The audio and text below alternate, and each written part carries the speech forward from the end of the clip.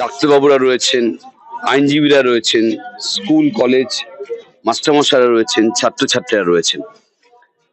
একেবারেই স্বতঃস্ফূর্তভাবে আমরা সামাজিক মাধ্যমে দেখেছি যেরকম একটা কর্মসূচি হচ্ছে, আমরা চলে এসেছি। একটা যন্ত্রণা, একটা তাড়া, একটা জেদ নিয়ে চলে এসেছি। এখনো পর্যন্ত একটা জেদের ওপর দাঁড়িয়ে থেকে এই মিছিলে যারা আছেন তারা একটা প্রত্যাশা করছেন, প্রত্যাশাটা রাষ্ট্র ব্যবস্থার কাছে।